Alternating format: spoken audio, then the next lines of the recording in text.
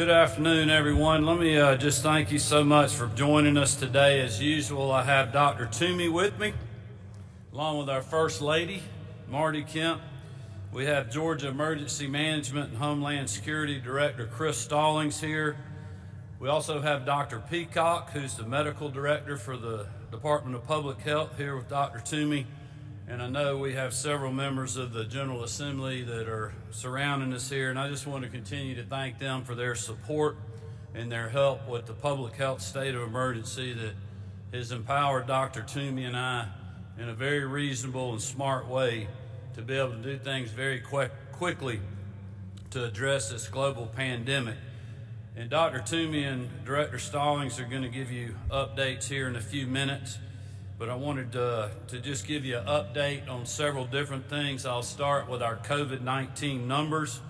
Our 7-day average of cases continues to decline at 2,172, which is a 70% decrease since last month, and the lowest number that we have seen since the middle of November. Our hospitalizations, thankfully, also continue to decline, with 2,593 COVID patients currently hospitalized. That is down 55% since last month and accounts for roughly a 16% of all people hospitalized in the state today with COVID. Another welcome sign is our 2-week test positivity rate has now dipped below 10% for the first time since November the 28th of last year. However, given the reporting of COVID deaths significantly lags behind cases and hospitalizations, we continue to see high death totals reported in our numbers each day here in the state. That is the exact reason that Dr. Toomey and I have been so focused on vaccinating our seniors. 85% of Georgia's deaths due to COVID-19 have been among those over the age of 60. As I've said many times before, this is a sobering statistic, and it should serve as a reminder to us that this virus is still deadly and it still must be taken very seriously. And as Dr. Toomey and I have covered at every one of these press conferences, we continue to ask Georgians to wear their masks, watch their distance, and follow the public health guidance that has been out there for months and months now.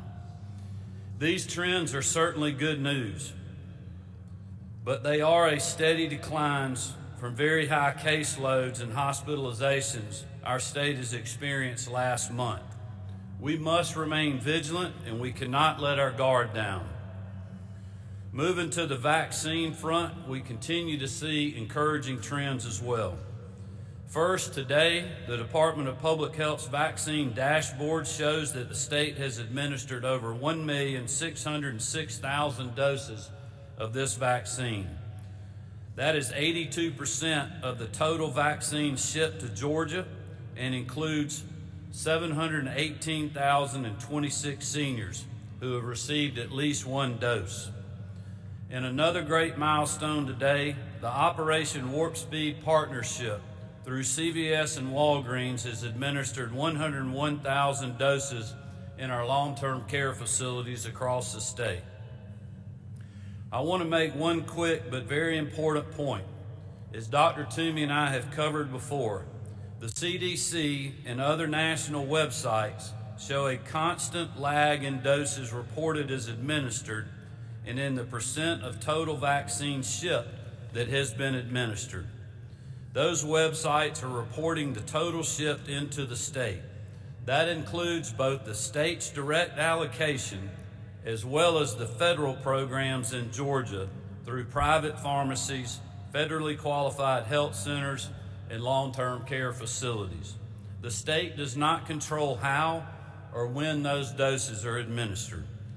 The state DPH dashboard will only show what the state can directly control in terms of distribution and administration.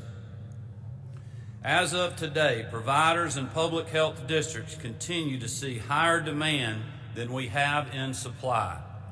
We are also seeing steady increases in our weekly allotment of doses. Next week, we are expected to see 198,000 first doses sent to the state for distribution and administration. I'll let Dr. Toomey give you a brief update on how the weather has impacted our current shipments and how that is now moving forward.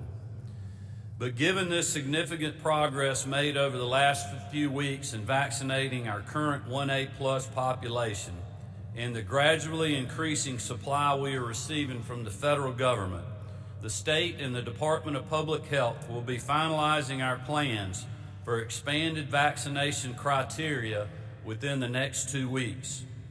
To that end, the Department of Education has sent out a survey to every school district across the state, asking school personnel to respond to basic questions about the number of employees who would want to be vaccinated if they would be made eligible. That survey, that included over 171,000 staff member responses, shows that only 45% of staff in our schools would choose to be vaccinated, or roughly 78,000 school staff in total. This survey also asked school districts to notify the state if they have already identified a local public health office or private provider to partner with for vaccines for their staff when the time comes. Many superintendents have been actively working on this issue, and I greatly appreciate their leadership in identifying ways to partner with other local communities and entities to vaccine their staff. We will now be working through that process along with DOE, Department of Public Health, and local education leaders to ensure they have all identified a partner and are ready to get shots in arms as quickly as we can once we are able to make that call. When looking at the broader vaccine distribution effort, we have some exciting news to share today. Starting Monday, February 22nd, 4 state-operated mass vaccination sites will be operational across our state. To spearhead our efforts to ensure access to the vaccine among minority communities, all 4 sites will be strategically located to ensure close proximity to those underserved populations. These sites will be located in Albany, Macon, Habersham County, and also at the Delta Flight Museum at Hartsfield-Jackson International Airport. As Director Stallings will cover in a few moments, that list of sites can and will expand as we receive more doses and expand the available supply. Our goal is for these sites to have the capacity to administer 22,000 vaccines per week between all 4. Again, with the ability to increase that capacity once the supply expands. These 4 sites will serve as a first step in a vaccination effort that we hope will dramatically ramp up over the next few months. This setup would allow us to work out the issues that arise and be prepared to scale up at a moment's notice as more vaccines are on the way. On a project of this size, you can imagine that we have a lot of local partners and others to thank. First, I want to thank the local communities in Habersham County, Macon Bibb, Albany Doherty for their cooperation and assistance. I also want to thank Chairman Rob Pitts, who's here with us today from Fulton County, and Peter Carter and David Werner from Delta, as well as Mayor Lester Miller from Macon and Habersham County Manager Phil Sutton. I also spoke earlier today with someone who couldn't be here, Chairman Chris Cahias from Doherty County, and I know he is very excited about the site down there. I want to thank all of you for your support, for your friendship, and for your help, especially in this effort. And as Director Stallings will no doubt mention, we greatly appreciate FEMA Region 4 Administrator Gracia Check and her team and the support we are receiving from the federal government on these projects. And I've had the opportunity to speak with her just a few minutes ago. And finally, the state leadership team who has made this happen. And there has been a lot of hard-working state folks working on this issue. Many of them you probably will never see. They're behind the scenes folks that are working hard every day, either at the State Operations Center here at the Capitol or at the Georgia Department of Public Health. And we thank all of them, as well as those that are on the front lines out there fighting this battle every day. But certainly Dr. Toomey, Director Stallings, General Carden, General John King, our Insurance and Fire Safety Commissioner, and all of their staffs have worked closely to bring these sites to the finish line. I'm very excited about this opportunity. I think it's going to be a way that we can continue to move the needle in conjunction with a lot of great things that are going on in our state that I've been able to visit over the last several weeks and certainly in the last few days with Chairman Pitts. And with that, I'll turn it over to Director Stallings, who I know will have some great news to share with you. Chris.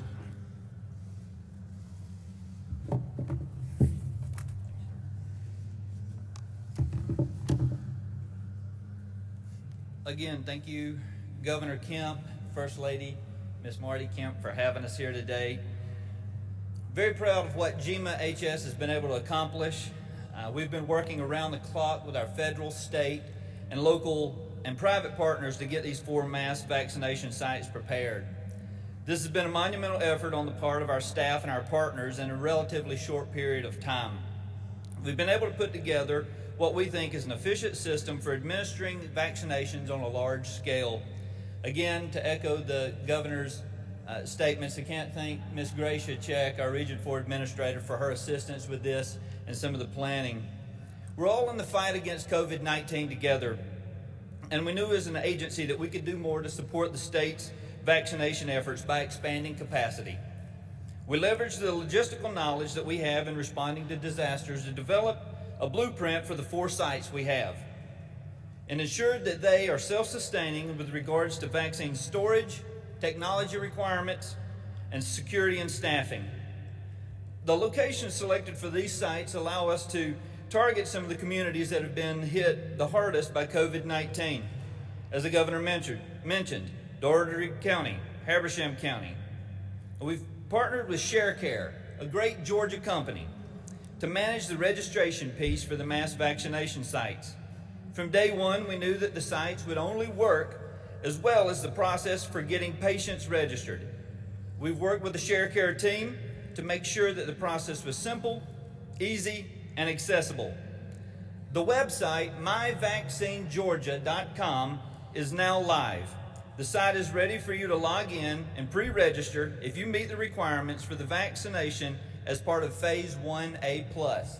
As you can see here on our left, we've got that's the home screen, so if you go to our website, that's what you're going to see. The Yes, I'm Eligible, if you fall into any of those 4 categories, we'll get you registered.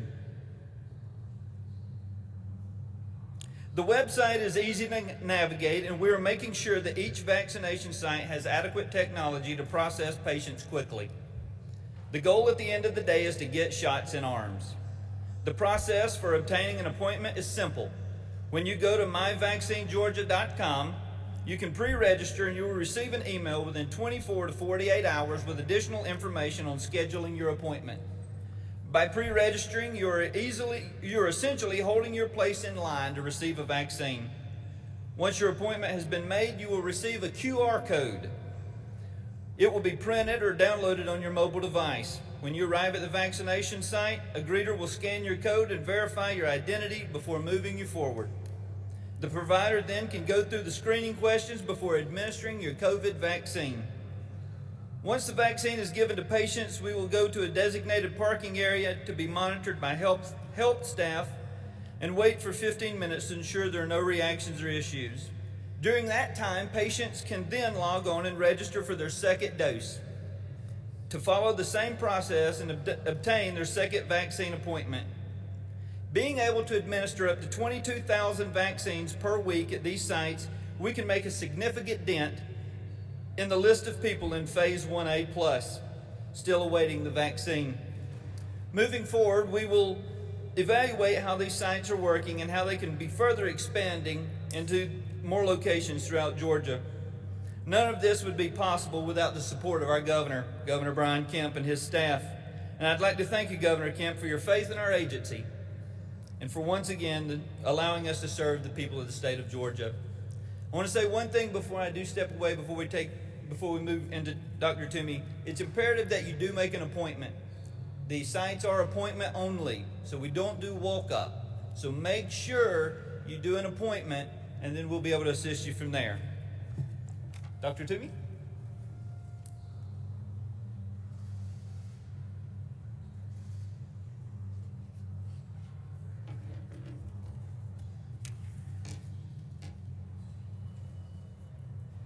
Thank you so much for being here today and to have this opportunity to update you on many of the very good things that have been happening in the vaccination program here in Georgia. One of the questions I know you all have is, how is the vaccine supply? And we have been seeing a steady, small increase in supply over the last several weeks. And more importantly, that supply can be projected out for at least 3 weeks. And so that is a difference than before. We couldn't actually plan vaccination sites because the number of vaccines that we were told we would receive may change overnight or change by the time we receive them. You wouldn't know until you open the box exactly how many vaccines you'd receive. Well, that has improved considerably. And so we're seeing a steady, slow increase and can anticipate, we hope by the 1st of April or sooner, a large number of increased doses. The bad news this week is the storms. As I've said many times before, the logistics for the vaccine distribution is not a public health problem, it's a challenge that the federal government has taken on. The vaccine is shipped directly from Pfizer, so from Michigan, where there's a considerable snow, as well as from Moderna, which must pass through Nashville, the McKesson distributor. Nashville has been really locked in for the last several days, so the vaccine that we anticipated this week is delayed, and we anticipate it will come at the end of the week or at the latest early next week, so we will have extra doses next week. But we have been getting approximately 268,271 first and second doses, so it's more than we had before, and that is something we can project out in a steady state. The other thing that's happened is that both Walmart and Kroger are getting direct shipments from the federal government. So 184 Walmart and Kroger pharmacies are receiving direct federal allocations, which is also adding additional vaccination capacity in the state. And a new program is starting next week on Monday. Federally qualified health centers will also be directly receiving vaccinations directly from the federal government. These FQHCs initially will be St. Joe's Mercy Care here in Atlanta, a longtime partner of ours in public health on many issues, and East Georgia Health Services. And we will be seeing an expansion of these federally qualified health centers in the weeks ahead. So that's really good news. That's expanding access throughout the state through multiple venues, including our public health agencies. As far as our vaccine status report, there's a lot of increases and I think improvements in both our COVID dashboard. Many of you had talked to me about, why don't you add PCR and antigen tests? That's the true positive rate. Well, that is being done now. And so I think the dashboard, as it is currently configured, it does give a better picture, both at the overall state and county level of the positivity rates. But also our vaccine website is also, I think, much improved over when it first went up, and you can see there not only vaccines distributed and also vaccines in arms by county, but also race as ethnicity. And this is something we had talked about in prior meetings. I think recognizing that you need to have equity in vaccination access, and you also need to ensure that you account for any vaccine hesitancy. The disparities that you see in race and ethnicity vaccinations represent a combination of those factors. And we are doing everything we can to ensure that we are working diligently with community leadership to identify sites, to work with churches, work with community organizations, work with other community groups, as well, in addition to these large vaccine sites that may be more user-friendly for individuals who may have some hesitation about vaccine. But because of our concerns about, and we knew from our surveys prior to beginning the vaccination program that about 30% of African American and Hispanic individuals who were surveyed, only fewer than 30% really wanted to get a vaccine. Knowing that, we really wanted to ensure that we are communicating as effectively as we can to all those communities throughout the state. And we are in the process of standing up a COVID Health Equity Council that represents community leadership from all over the state, and we'll be working with them to help fine-tune our messaging and have them be our ambassadors in the community to help us better frame the vaccination efforts, and also work with local public health to better identify sites that may be more acceptable, maybe more welcoming to them, as well as give them the information they need to reassure them about the safety and efficacy of the vaccine for them and their loved ones. But the other thing that I wanted to say is I was personally quite concerned about the fact that that many seniors throughout the state, whether it were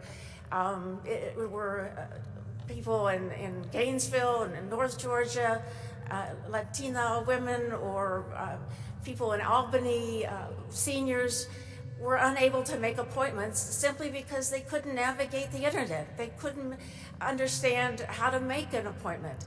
They may not have access to internet or understand how to use a website to get that information.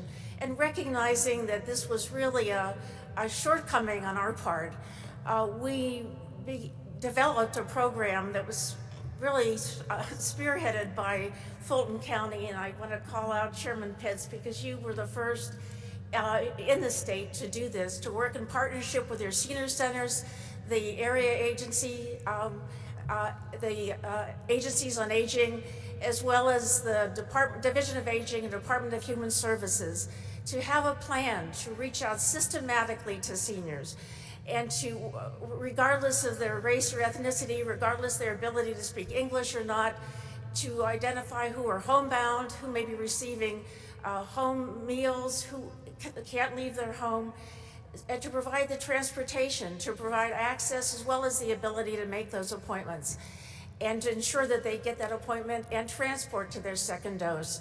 And we should have, in the next week or so, a plan to reach homebound elderly who can't be transported to sites. So these are the kinds of things we've been working on to ensure that that equity in vaccine access is being addressed.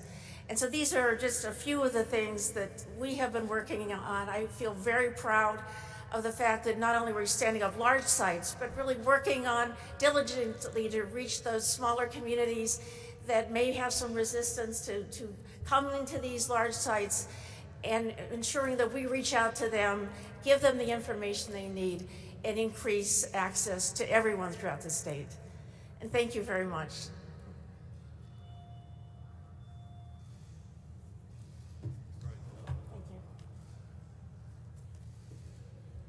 Well, thank you, Dr. Toomey. Before we go into questions, just let me make sure that Georgians know that we are going to run these mass vaccination sites, this appointment site, just like we do any incident command over at the State Operations Center at GEMA. Director Stallings will have his team, we'll have state law enforcement in there, the National Guard is going to be involved with logistics on these sites.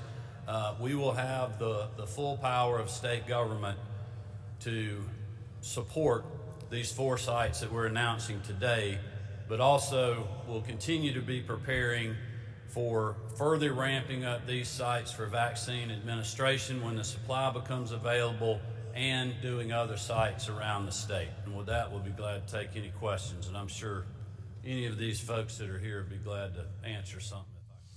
You have been listening to Governor Brian Kemp with a lot of information today about COVID cases and also about the vaccine, including some exciting news for folks right here in central Georgia.